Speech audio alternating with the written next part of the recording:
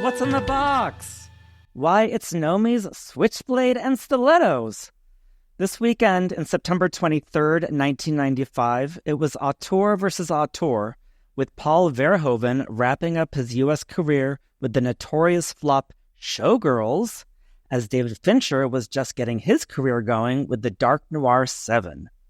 They duked it out for number one at the box office, with Se7en going on to make over $300 million, and Showgirls, well, going on a different path. But both movies live on for very different reasons, and we can't wait to see what Siskel and Ebert thought of these two movies back in the day. Join us as we explore the 7 deadly sins in Sin City, back at the movies. Ladies and gentlemen, Miranda, y'all, leave your inhibitions at the door. The show is about to begin. Pull your shirt off, Dylan. Yep. My bottoms are coming off too. Thank God this is just a podcast. We come to Showgirls, my personal Barbenheimer of 1995, because Se7en and Showgirls came out the same weekend, and I was at both of them opening weekend. Showgirls, the notorious, fantastic MGM meets hardcore porn movie starring Saved by the Bell's Elizabeth Berkley, Twin Peaks' Kyle MacLachlan, Gina Gershon, who was also in Bound, the first studio NC-17 movie since Henry and June, 5 years earlier, and the last NC-17 movie from a studio. This was Joe Esterhaus wrote it, and Paul Verhoeven directed it. They were coming off of Basic Instinct, which was a huge hit. They could have done anything they wanted to. This movie, the screenplay was the most expensive screenplay sold at the time for like $3 million. And what did we get? Showgirls. Do you think if this movie had been made today that it would still get an NC-17, or do you think it would be an R? It would be a total NC-17. Okay. I think it would be even more NC-17 now because I think we've become sort of more prudish. Mm-hmm. Okay, here's Ebert introing it. Showgirls has inspired a lot of curiosity because it's the first big-budget NC-17 rated movie to be released by a Hollywood studio since Henry and June in 1990. What does it do to earn its adults-only rating? Well, it has a lot of nudity, mostly of the topless variety, although there is some sort of vague pubic nudity, and there's also a lot of blunt talk about sex and the kind of thrusting motion in a lap dance and in a pool scene that the MPAA always looks for and says, oh, that can't go in an R-rated movie. But the plot is just another sleazy soap opera, and in many ways, this movie doesn't go nearly as far as the R-rated Basic Instinct, which was also directed by Paul Verhoeven and written by Joe Esterhaus. Ebert gets very specific about what makes this NC-17. Like vague pubic nudity and like how much thrusting is going on. I'm like, what kind of notes were you taking, Roger? We love our guys. They were always a little pervy. And this is like a chance for them to just go buck wild with their perviness. And also, they had so much like writing on like, let's have something be really NC-17. And they were like, motherfuckers, what kind of movie did they make? They were definitely disappointed it wasn't more erotic. Yeah. And it's not erotic at all. No. That's probably why I love it so much. Here's Ebert with his thumbs down. Showgirls does have a certain entertainment value in its sleazo-stupido way, and I wasn't bored by the film. It also has several hilarious moments and lines of dialogue that I'm not sure were intended to get laughs, but I'm glad they left them in because I did laugh. What's disappointing is that the Joe Esterhaus screenplay shows absolutely no ambition to be the least bit better than it absolutely has to be. Basically, he has simply recycled the oldest showbiz formula in the book where the chorus girl takes over for the star, and then he's disguised it with a lot of nudity and some fairly routine sex. Right before I saw Showgirls, I saw another Vegas movie called Leaving Las Vegas. It's going to open in a few weeks, and it is so much more powerful and insightful about Las Vegas and about sex that it blows this one right out of the water. I saw this, as I said, opening weekend with a group of friends. We were like, what the hell did we just see? This is a disaster. It became a notorious flop. It opened number 2 that weekend and only made $20 million. I worked at the movie theater at this time, and this is one of the movies that we snuck in at midnight, and I watched it again, and I went back, and this movie has been part of me ever since. I think you Sure, I told you to. Yeah. I think you let me in. I think you took me in like I didn't have to pay for it. Oh, great. And we saw it together, but which is the way it should be seen, is with another person who kind of is able to make, light of it and make fun of it. Yeah. When MGM did a release of the DVD box set in LA, we got tickets. They passed out, I swear to God, gold lame and little flashlights. So whenever the scene in the Vega and Goddess was on, we would all it was like Rocky Horror. Just a few years ago, we went to the Hollywood Forever Cemetery, and Elizabeth Berkley showed up. Oh my goodness! Surprise guest. There was 4,000 people watching it. Mm-hmm. This was one of the first movies my husband and I watched because he had never seen it. It's gloriously campy. It is such a flop, Tina, but it didn't flop like so many other movies flopped. It really it dialed up to 11, and it didn't work. And Ebert's calling it like sleazy, but also just another MGM backstage musical, I think is the weird combo that makes it so campy. Mm-hmm. It's so not erotic. He's right. And I think that's why it works for the camp audience and gay men. Why do you think because I was watching it.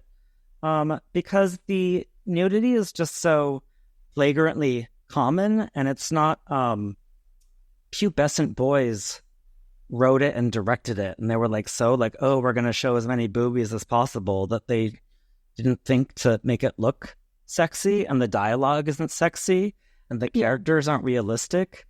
Right. And it fails across the board, but gloriously so. So while I can't really disagree with Ebert, especially, and when he says it's not boring, it's not boring. Have you ever one of the great disasters? Yeah. And it's a huge thumbs up for me. I have some questions for you, Dylan. Yes. So first of all, have you ever watched it alone? On TV, because there was this great period back in the olden days of cable TV where it would show on VH1, but they had to actually blur out all the nudity and cut out all the stuff that made it NC-17. So it was an hour long. And you're an awfully more erotic. But no, I've never watched it alone. So the reason why I asked that is because I watched it alone, watching it this time. I had seen it originally with you back in the day when it came out, and I'm with you. It was, hilarious to make fun of. And I guess I should say, side note, Dylan and I used to get together every Wednesday night and watch 90210 and Melrose Place and totally MST3K the shit out of those shows.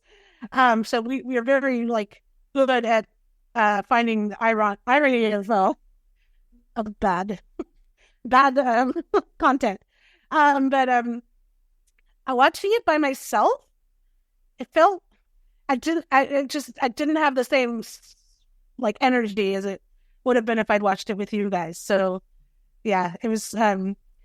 You didn't watch it with your kids? Well,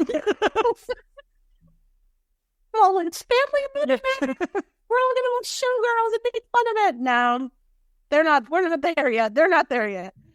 It was. I think one of the things about the film, for me anyway, is that it's. I actually do think it's kind of boring, but that's because the writing is just so bad. The characters are so bad.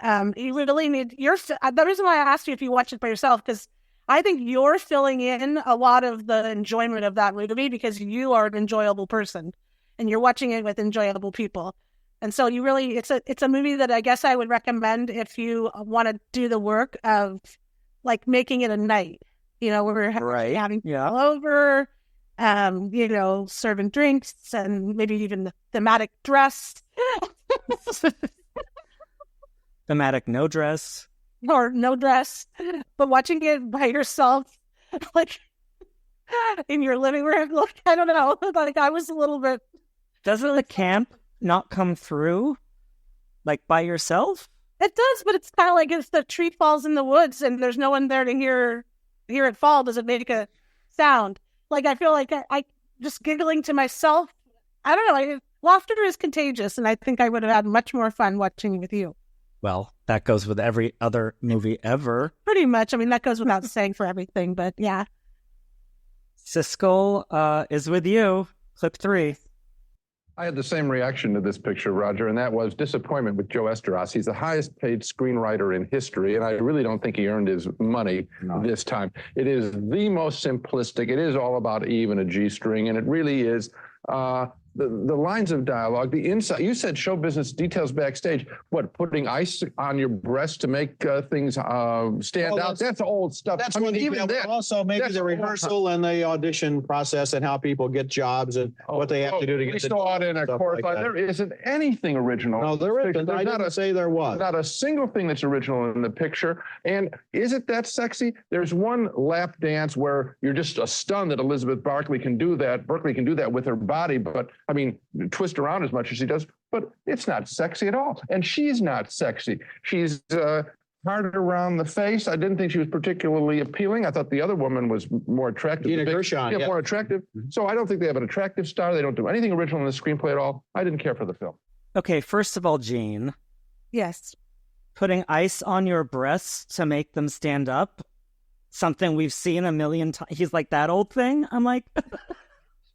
Show me one other movie where that has happened, because I have not seen that movie. Well, also, that like it really came alive when they were talking about that. They were like, "Oh my god, yeah!" I mean, that, like. I'm like, I don't remember the Singing in the Rain or All About Eve, like putting like ice on your boobs. Yes.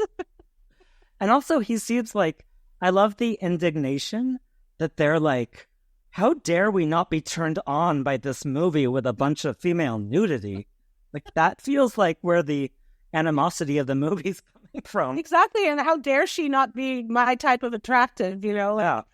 Like, they're really blaming her for, like, not being attractive enough. Hard in the face? Hard in the face.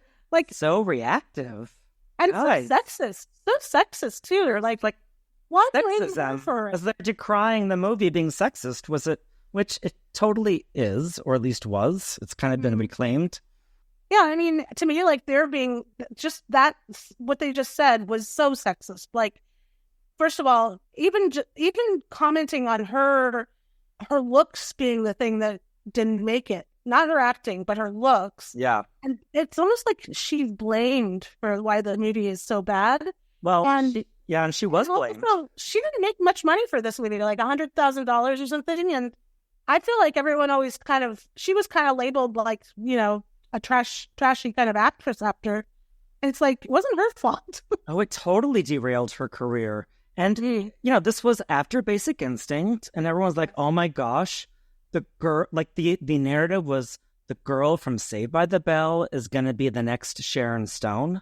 And people were expecting that energy, and that is not this energy. She is manic. She is wild. She was clearly directed to go up to a 10. There's nothing sultry. There's nothing mysterious. It's just like the amount of times she angrily throws on her clothes. She leaves the room. Kills me every time.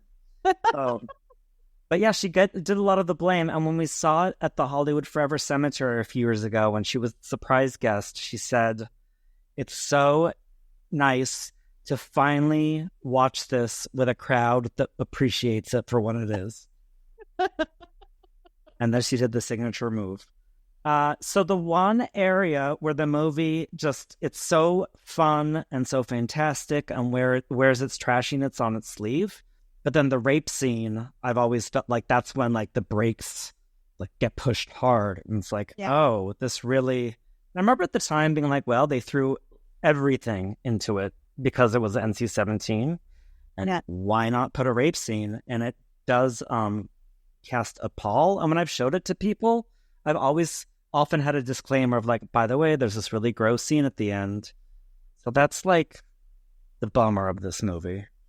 Well, it's a little bit like 9.5 Weeks in that it didn't do really well at the box office. It was kind of a flop when it came to box office sales, but it did really well on the home video market. It actually earned like $100 million on home video rentals. And, you know, it's like people don't want to watch this kind of stuff when they're at the movie theater with each other. Especially when there's nothing like they do when it's subtext, you know, and there's something else going on. But when it's flagrantly like you're going to see boobies, then it's like, well, why? Well, it did feel like a porn. Yeah. Not that I have seen any porns or anything, but what I hear up on the street is that porn doesn't usually have a really great plot and or acting and or, you know, cinematography or stage direction. But it's also so bizarre that like, it's just the world they create is so bizarre and so campy in and of itself. At one point, he's like, we could have had like Janet Jackson or something. I'm like, what?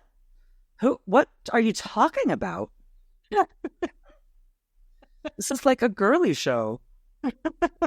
Let's hear what they keep going on about the NC-17, which Ebert was very, and I don't know about Siskel, Ebert in particular was always annoyed, and I totally agreed that the NC-17 replaced the X because the X got too smutty.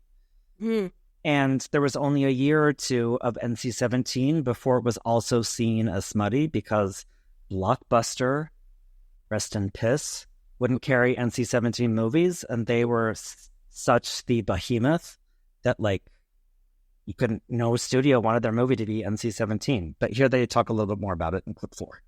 And I'll tell you, the thing that bothers me is Esterhaus basically had an opportunity here to break some new ground with an NC-17 movie. I mean, when we talk about NC-17, we would like to think that maybe a movie would have some insights into sexuality, into behavior, into prostitution in this case, or stripping, or into this kind of a woman's personality, and there's nothing. His movies are all about the same in connection with women.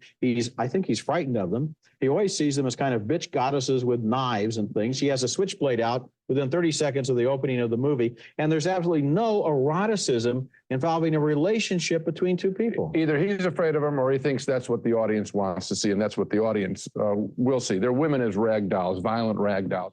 Violent rag dolls. I get it. Yeah. But there's something, especially looking back and see how many movies now just play it safe because they have to. There's something just kind of marvelous about a movie that swang from the fences and was such a miss, but such a fascinating miss. Yeah. It's often like ranked as like the worst movie like ever made. But I have to argue with that. I'd rather something gloriously bad than boring. For me, like, Showgirls is a fun film to watch when you're with other people who are willing to, like, kind of, you know, sit back. In on the joke? Yeah, in on the joke. I had a friend, when I told her what this week's podcast was going to be about, Se7en and Showgirls, she's like, Showgirls is such a bad movie. I'm like, do you even really need to say that? I mean, not like, what do you think we were going to argue its merits, like, that it's a good movie? Like, well, that's so interesting that you asked if I'd ever watched it alone, because I'm like, no. Like, why? Exactly. Why would you do something like that unless you're co-hosting a podcast? Or live in, like, the basement of your parents. Yeah. Their house. Yeah, no. That's a little how I felt when I was watching it. Like, I knew what it felt like to be an incel. I don't think incels are watching Showgirls. If they were, we'd live in such a better world. Like, you're right. You're really right. Hey, you want to watch Braveheart tonight? No, let's do Showgirls. I don't think any incel has ever said that. Words you won't hear from an incel. No. Well, what can I say? It's a trashy movie. I adore it. It's brought me so much happiness throughout my adult life. I'm such a huge thumbs up. Yes. I also give it a thumbs up, but I just warn people, don't watch it by themselves. What's that? I thought you were going to thumbs down it. Well, I mean, I don't want to disappoint you, Dylan. Like, I can see your face. And you love it so much that if I say I don't love it, I'm going to feel really, really bad. And I don't want to see that frown turn upside, or that smile turn upside down to a frown. I was excited that there was going to be a movie where I was the cheese standing alone and loving a movie. Well, But let's you put it this way. Let's put it this way. You love it more than I do, but I think it's because you've had more opportunity to watch it with people who get the joke. Gay men. Gay men, yes. I was not going to say that, but yes. And I have not had that same pleasure. Alone, sitting there watching it by myself, it's not a good movie. And it wasn't super enjoyable, but I totally remember loving to make fun of it back in the day when we watched it together, and I would recommend it to people who want to have like a fun MST3K kind of night with their friends. So I do give it a thumbs up. It's not like, it's not like, The Wizard of Oz or anything like that kind of thumbs up, but it's, entertainment. Never let a movie being really bad keep you from a thumbs up, is my takeaway. Yes. I mean, look at Rocky Horror. Someday they may have like actors underneath the stage and for Showgirls. I would participate in that. Which character would you be? I'd be the gay redhead assistant dance captain who's like, thrust it. I love how you immediately knew who you were going to be. Or do you want me to be Tony Moss? I'm erect. Why aren't you erect? See, now already I'm thinking I should have watched this with you, Dylan. Okay, so the takeaway is thumbs up if you watch it with me. Yeah, I mean, that's what it is you not just watch it with any old friend, but they really need to watch it with you. I'm going to start a side hustle where you can book appointments to watch Showgirls with me. All right. Siskel and Ebert, obviously thumbs down, so hard agree and hard disagree. Yes. So our next movie is called Se7en, a thriller directed by David Fincher, who's gone on to do lots of other thrillers, and written by Andrew Kevin Walker, who wrote 8mm. It starred as Brad Pitt, Morgan Freeman, Gwyneth Paltrow, and it was a big hit when it came out. Definitely a neo-noir, goes down in that neo-noir classic kind of film genre, and it's it's an entertaining film. Should we hear what Roger has to say? Morgan Freeman is the retiring veteran, and Brad Pitt is the ambitious younger detective who's just been assigned to the district. And although that's a cop movie formula as old as the hills, a new thriller named Se7en makes it work. This is a very good movie that is sometimes hard to watch because of a level of violence and depravity that is unusual even among crime films. The movie begins with Freeman and Pitt investigating a couple of murders that seem to fit together. They explain the connection to their boss, played by R. Lee Ermey. And of course, the connection is the 7 deadly sins: lust, greed, envy, wrath, sloth, gluttony, pride.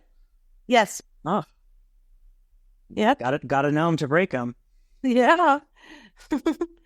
Miranda, you said this was entertaining. Entertaining at the time when I first saw it. I don't know if this is one of those films that once you know the twist, it kind of ruins it. I was way more critical of the writing watching it a second time. I'd watched it once, and I remember at the time thinking, I don't really need to see this again. It's very shocking. It's got some really horrific depictions in it. I did enjoy it the first time I saw it, but the second time, there was still some enjoyment there, but I really saw through it a little bit. The writing is actually not very good, even though they talk about the writing being so good. It's actually pretty shitty, especially at the beginning when they're sort of establishing the characters and stuff. Like at the beginning, Morgan Freeman's at a site investigating, and he asks a question about whether or not maybe the kid had seen something, seen the murder, and then his boss or something like that. Who's the guy who's with him? I don't remember, but we'll look it up. Yeah. He's like, oh, that's just like you, asking all these questions. Like, isn't that what you're supposed to do when you're a detective? It's like, ask questions. Like, oh, there's you again, going on asking all those questions. I agree. The screenplay was a little not up to snuff. Yeah. Snuff. It was interesting. The writer, he wrote it when he moved to New York City, and it was in the 80s, and it was kind of about him moving from the suburbs to the big city and all the crime and drug use. And it did have this reactionary feel to it, like the evil slums, and very much of the way that like 80s movies did, but this was 1995, so it made sense that he wrote it in the 80s. I picked up on that too. I was like, why are they so down on the city? Like, it's like she, even Gwyneth Paltrow, who's supposed to be a school teacher, she's like, oh, I can't stand, I don't want to, I want to move because I can't stand like having to work with like these difficult children in the inner city. I know. I'm like, girl, go to a bar. I'm like a sympathetic character. I mean, it doesn't seem like it because you're kind of selfish and like, why would you say that? Like, and expect us to like you? Yeah, it is weird like that. It's got this very like anti-city agenda on the side.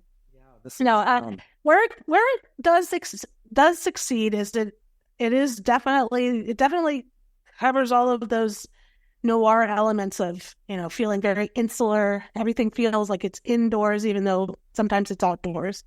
It's dark. It's wet. It's a lot of rain. So much rain. Very oppressive feeling for all the characters. I mean, you definitely don't like where they're living because everything seems dank and kind of like crumbling, like around them. Like even their apartment, which later, when you first see their apartment, Brad Pitt's apartment with a Paltrow, they're married, it looks like it's like a slum. Like it looks like it's like a crack house or something like that. And then later on, you see it. City looks that way, yeah.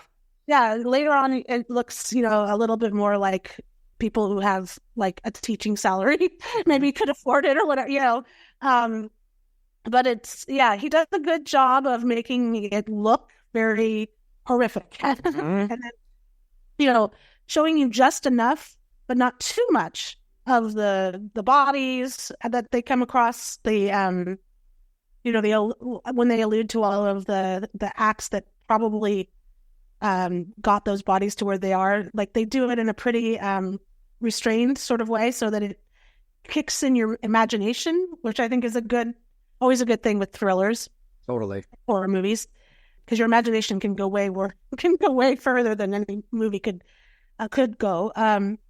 Except for Showgirls. Except for Showgirls, exactly. Yeah, that you need your imagination for. It's kind of idiotic in some parts. What did you think about it? I hadn't seen it since the movie theater, and I remember it being really dark, but really compelling. Yeah. And like you, I was like, is this going to hold up knowing the twist? And I didn't remember a lot about the movie, but the twist was really seared into my brain. Like that last scene really packs a punch. Yeah. Here's Ebert's reaction in clip 6.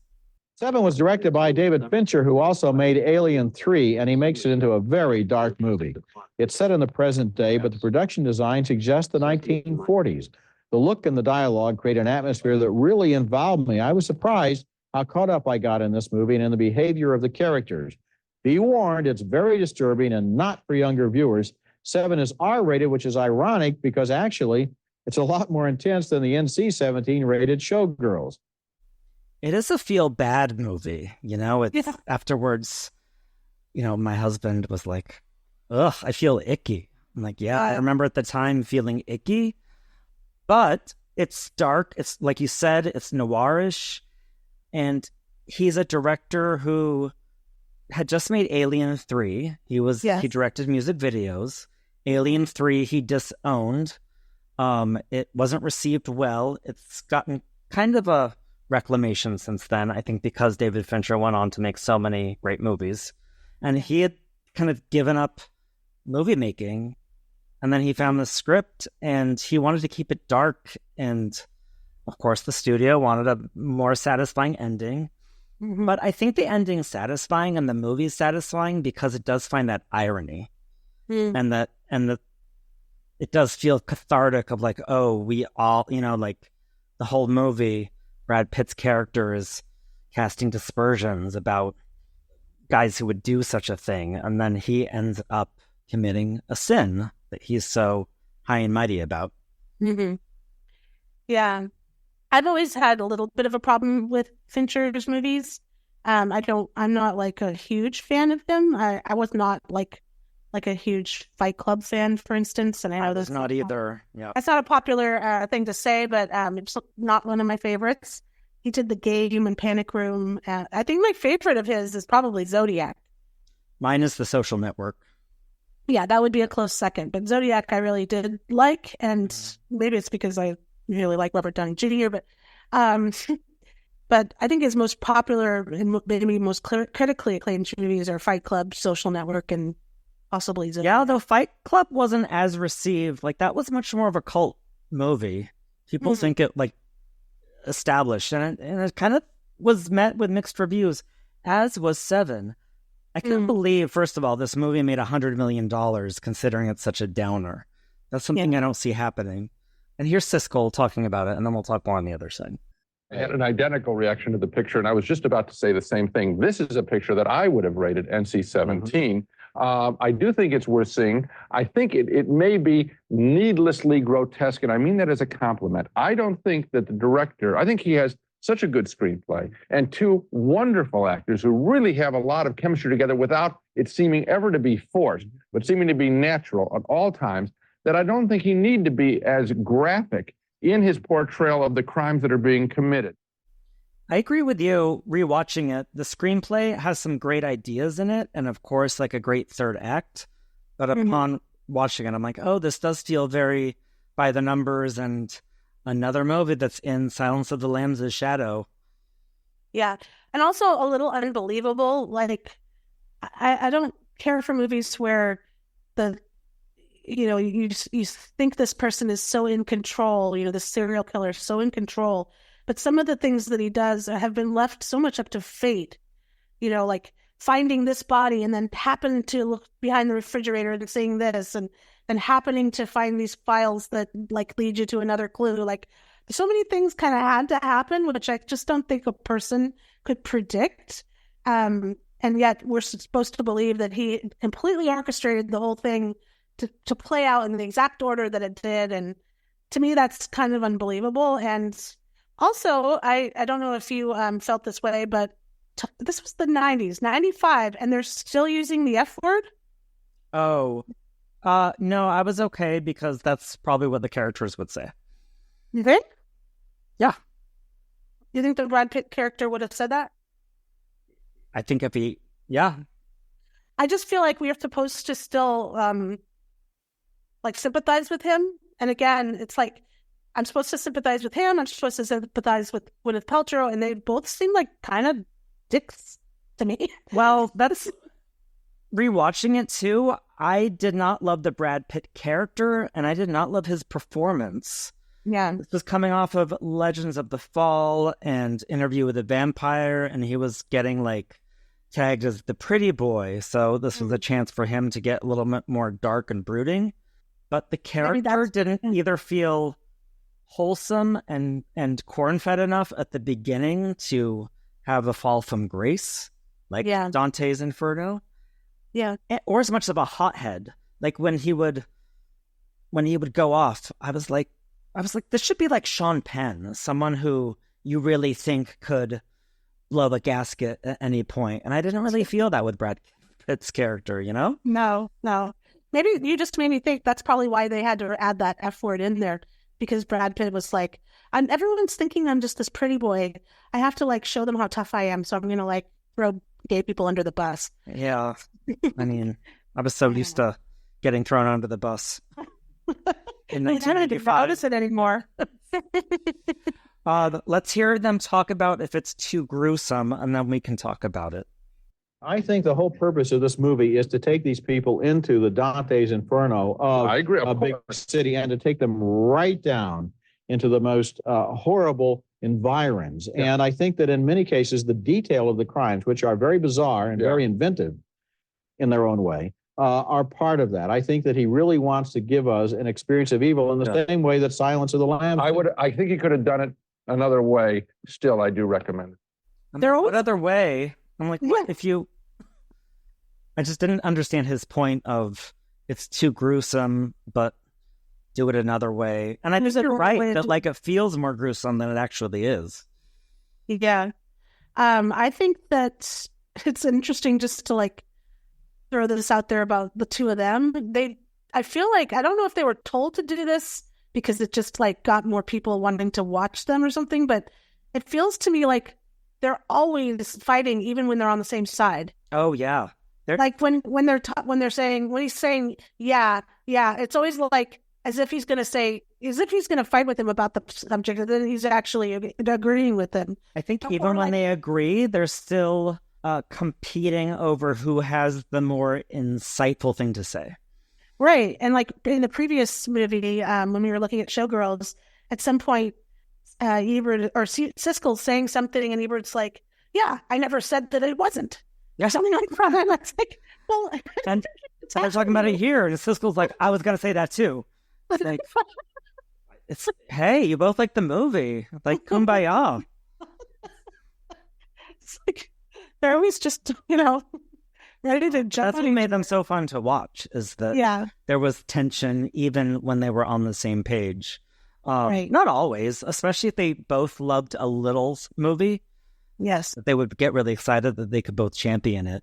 But I think they still just felt like they always had to one-up each other in terms of saying something right.